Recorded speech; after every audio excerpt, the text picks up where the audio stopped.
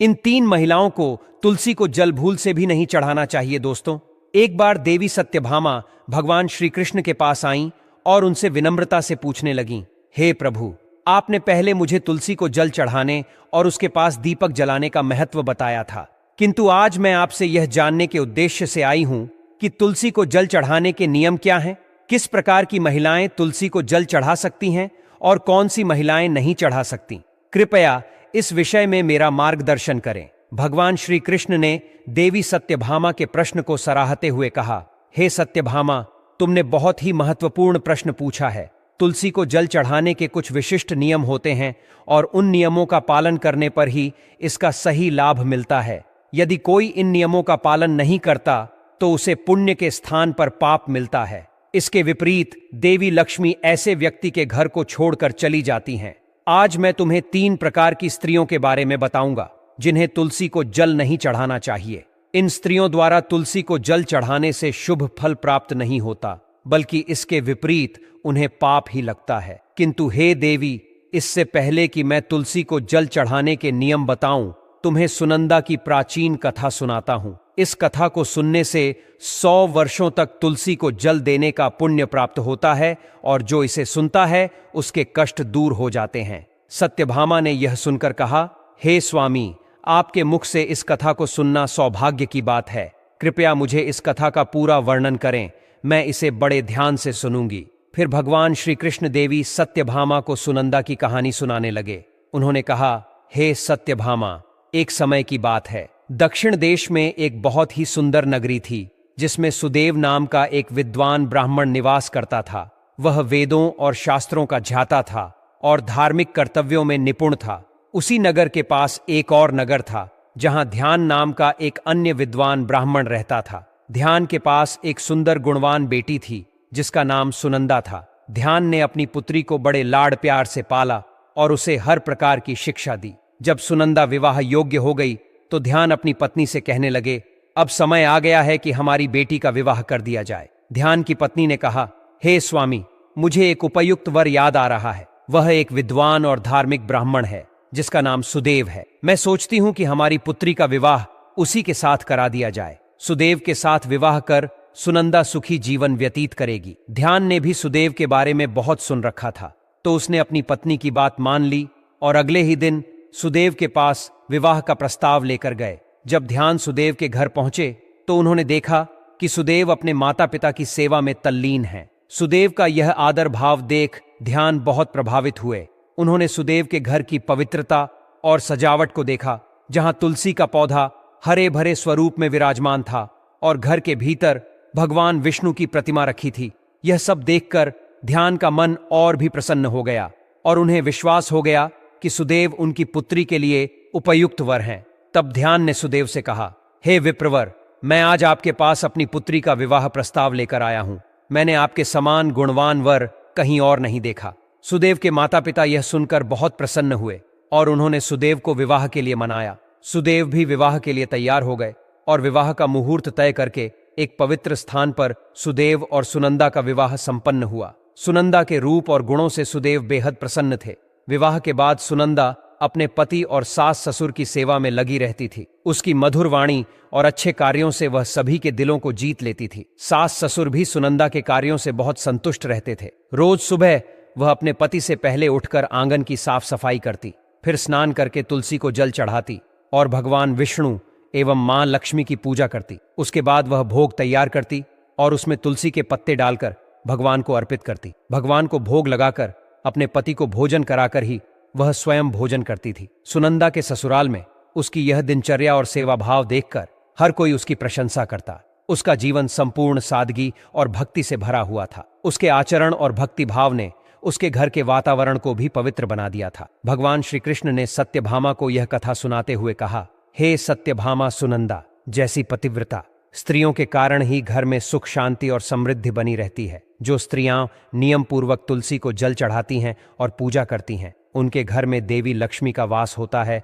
और उनका जीवन खुशियों से भरा रहता है। इसलिए हर स्त्री को यह ध्यान रखना चाहिए कि वह पवित्रता और सही नियमों का पालन करते हुए ही तुलसी की पूजा करे। सत्यभामा ने यह कथा सुनकर भगवान श्री कृष्ण को धन्यवाद दिया और उन्हें विश्वास दिलाया कि वह इस ज्ञान का पालन करेंगी। रात को वह पति के चरण दबाकर उसके सो जाने के बाद सो जाया करती थी। सुनंदा के अंदर एक पतिव्रता नारी के सभी लक्षण थे और वह अपने पति को ही परमेश्वर मानकर उनकी सेवा करती थी। सुनंदा ने कभी अपने पति के अलावा अन्य पुरुष के विषय में विचार नहीं किया। वह सत्य धर्म का पालन करने वाली और धर्म कार्य करने वाली पवित्र स्त्री थी। उसने कभी कोई अशुभ कार्य नहीं किया। सुनंदा के ऐसे सात्विक और सरल स्वभाव को देखकर मां लक्ष्मी भी उस पर मेहरबान थी।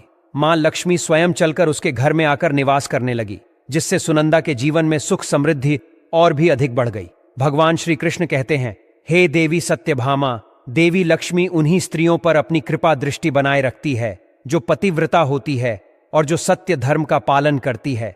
सुनंदा के अंदर वे सभी लक्षण थे जो एक श्रेष्ठ पतिव्रता नारी के अंदर होने चाहिए। सुनंदा और उसके जीवन की यह घटना एक गहरी सीख देती है, जहां उसने अनजाने में एक भूल की जिसने उसके पूरे परिवार को संकट में डाल दिया। एक दिन सुनंदा का पति, जो अपने कामुक भावनाओं के वशीभूत हो गया था, सुबह स्नान के बाद उसके पास आया और उनके बीच शारीरिक संबंध स्थापित हुए। इस घटना के बाद सुनंदा ने अपने दैनिक नियमों की उपेक्षा कर दी। बिना स्नान किए उसने तुलसी को जल अर्पित किया और उसे स्पर्श किया। यह वही क्षण था जब सुनंदा के शरीर में महामोह का प्रवेश हुआ और उसके जीवन में विपत्तियों का सिलसिला शुरू हो गया। सुनंदा के इस कृत्य से देवी लक्ष्मी नाराज होकर उसके घर को त्याग कर चली गईं। लक्ष्मी के चले जाने से घर का वातावरण पूरी तरह बदल गया। मोह के प्रभाव में सुनंदा के सारे इंद्रिय भ्रमित हो गए और वह अपने धार्मिक कर्तव्यों से दूर होती गई। यह मोह केवल सुनंदा तक ही सीमित नहीं रहा, इसका प्रभाव उसके पति पर भी पड़ा। वह भी हमेशा काम भावना से घिरा रहने लगा और धर्म से विमुख हो गया। एक दिन सुनंदा के पति ने सभी मर्यादाओं का उल्लंघन किया और मासिक धर्म के दौरान उसके साथ संबंध स्थापित कर लिया। इस कृत्य से सुनंदा के शरीर में विद्यमान ब्रह्म हत्या का पाप उसके पति में स्थानांतरित हो गया। इसका परिणाम भयावह था। वह पाप सुनंदा के पति को तुरंत ही कोढ़ जैसे गंभीर रोग से पीड़ित कर गया। उसके शरीर पर जलन और छाले हो गए और वह दर्द से कराहने लगा। सुनंदा की सास जब यह सब देखती है तो वह क्रोधित होकर सुनंदा को दोषी ठहराती है। वह सुनंदा को पापिनी और कुल्लटा कहकर घर से बाहर निकाल देती है। सुनंदा, जिसने पहले ही अपने पति की इस स्थिति पर पछतावा करना शुरू कर दिया था, अब अपने जीवन में पूरी तरह अकेली हो जाती है। घबराई और टूटी हुई सुनंदा घर से निकलकर एक वन में चली जाती है। चलते चलते वह एक आश्रम तक पहुंचती है। वहां उसे कोई नहीं मिलता और वह वहीं बैठकर अपने कृत्य पर विचार करने लगती है। कुछ समय बाद आश्रम के आर्षि वहां आते हैं और सुनंदा को देखते हैं। उसकी दशा देखकर आर्षि पूछते हैं, हे पुत्री, तुम कौन हो और इस वन में इस तरह दुखी क्यों बैठी हो? सुनंदा, जो अपने अपराध और उसके परिणाम से पहले ही व्यथित थी, आर्षि को पूरी बात बताती है। वह कहती है, हे मुनिवर, मैंने मासिक धर्म के दौरान अपने पति के साथ संबंध बनाया और यही कारण है कि मेरे पति इस भयंकर रोग से ग्रस्त हो गए। मेरे कृत्य ने न केवल मुझे बल्कि मेरे पूरे परिवार को दुख में डाल दिया है। आर्षि, जो करुणा और ज्ञान के प्रतीक थे, उसे सांत्वना देते हुए कहते हैं, पुत्री, तुम चिंता मत करो। जो हुआ उसे बदला नहीं जा सकता, लेकिन उसका प्रायश्चित अवश्य हो सकता है। भगवान विष्णु की भक्ति और निष्ठा से किए गए प्रयास हर पाप का निवारण कर सकते हैं। आर्षि ने सुनंदा को उपाय बताया। तुम इस आश्रम में रहकर नित्य भगवान विष्णु की पूजा करो, तुलसी को प्रतिदिन जल अर्पित करो और गौ माता की सेवा करो। भगवान तुम्हारी भक्ति से प्रसन्न होकर तुम्हें और तुम्हारे पति को पापों से मुक्त करेंगे। सुनंदा ने आर्षि के निर्देशों का पालन करने का संकल्प लिया। उसने वहीं रहकर नित्य स्नान के बाद भगवान विष्णु की मूर्ति की पूजा शुरू की। वह तुलसी को जल चढ़ाती, गौ माता की सेवा करती और पूरे दिन भक्ति में लीन रहती। 1 वर्ष का समय बीत गया। सुनंदा की भक्ति और तपस्या से भगवान विष्णु अत्यंत प्रसन्न हो गए और उन्होंने उसे साक्षात दर्शन दिए। भगवान को अपने सामने देखकर सुनंदा ने उनके चरणों में गिरकर बार बार प्रणाम किया। भगवान विष्णु ने उसे आशीर्वाद देते हुए कहा, हे पुत्री, तुम्हारी भक्ति ने मुझे प्रसन्न किया है। अब बताओ, तुम्हारी क्या इच्छा है? सुनंदा ने नम्रता से पूछा, हे प्रभु, कृपया मुझे यह बताएं कि मेरे अंदर ऐसा कौन सा दोष था जिसके कारण मैंने यह घोर पाप किया और मेरे पति को ऐसा भयंकर रोग झेलना पड़ा। भगवान विष्णु ने समझाया, पुत्री, तुम्हारे अनजाने में एक भूल हुई थी। पति के साथ संबंध बनाने के बाद बिना स्नान किए तुमने तुलसी को स्पर्श किया और जल चढ़ाया। तुलसी माता स्वयं लक्ष्मी का स्वरूप है। ऐसी अवस्था में तुलसी को स्पर्श करना अपवित्र होता है। यही कारण था कि महामोह ने तुम्हारे शरीर में प्रवेश किया और तुम्हारा मन धर्म से विमुख हो गया। सुनंदा ने अपनी भूल को स्वीकारते हुए भगवान से क्षमा मांगी। भगवान ने उसे आशीर्वाद दिया और कहा, तुमने अपने प्रायश्चित से अपने पापों का नाश कर लिया है। अब तुम अपने घर लौट जाओ। तुम्हारा पति भी शीघ्र स्वस्थ हो जाएगा और तुम्हारा परिवार पुनः समृद्ध होगा। भगवान के आशीर्वाद से सुनंदा का जीवन बदल गया। वह अपने घर लौटी, जहां उसका पति कोढ़ से मुक्त हो गया। पूरे परिवार में सुख और शांति का वातावरण फिर से स्थापित हो गया। सुनंदा ने अपनी भूल से मिली शिक्षा को जीवन भर स्मरण रखा और धर्म के मार्ग पर अडिग रही। तुमने अपवित्र अवस्था में ही तुलसी को जल अर्पण किया था, जिस कारण से देवी लक्ष्मी तुम्हारे घर का त्याग करके चली गई और फिर महामोह ने तुम्हारे अंदर प्रवेश कर लिया। उसी महामोह के कारण तुम्हारे और तुम्हारे पति के अंदर काम का प्रभाव अधिक बढ़ गया और मासिक धर्म के दौरान स्त्री के साथ संसर्ग होने के कारण तुम्हारे पति को कोढ़ का रोग हो गया था। वह सुनंदा कहती है, हे प्रभु, अनजाने में मुझसे यह बड़ा पाप हो गया था। अब इस पाप का क्या प्रायश्चित है? भगवान विष्णु कहते हैं, हे सुनंदा, इस पाप का प्रायश्चित तुमने 1 वर्ष तक ब्रह्मचर्य व्रत का पालन करके कर लिया है, इसीलिए अब तुम पाप से मुक्त हो। सुनंदा कहती है, हे प्रभु, कृपया मुझे बताइए किस अवस्था में तुलसी को जल नहीं देना चाहिए और तुलसी को जल देने के क्या नियम है? भगवान विष्णु कहते हैं, हे सुनंदा, अब मैं तुम्हें तुलसी को जल देने के नियम बताता, तुम इसे ध्यान से सुनो। हे पुत्री, तुलसी एक अत्यंत पवित्र पौधा है। यह मुझे सबसे अधिक प्रिय है, इसीलिए इसकी सात्विकता बनी रहनी चाहिए। इस पौधे को कभी अपवित्र अवस्था में स्पर्श नहीं करना चाहिए। जो स्त्री मासिक धर्म से हो, उस स्त्री को इस पौधे को कभी स्पर्श नहीं करना चाहिए। मासिक धर्म के दौरान स्त्री के शरीर में ब्रह्म हत्या का पाप होता है। ऐसे में स्त्री को तुलसी को जल नहीं देना चाहिए। किसी भी स्त्री और पुरुष को संबंध बनाने के बाद तुलसी के पौधे को स्पर्श नहीं करना चाहिए और ना ही इसे जल देना चाहिए। संबंध बनाने पर स्त्री और पुरुष का शरीर अपवित्र हो जाता है। ऐसी अवस्था में तुलसी के पौधे को स्पर्श करने पर दोष लगता है। देवी लक्ष्मी ऐसे स्थान से चली जाती है। हे पुत्री, जो स्त्री अपने पति का त्याग करके चली गई हो, जो विवाह के पश्चात अपने पति को छोड़कर पुरुष के साथ निवास कर रही हो, ऐसी स्त्री को भी तुलसी को जल नहीं चढ़ना चाहिए। तुलसी की पूजा करने का अधिकार केवल पतिव्रता स्त्रियों को ही है।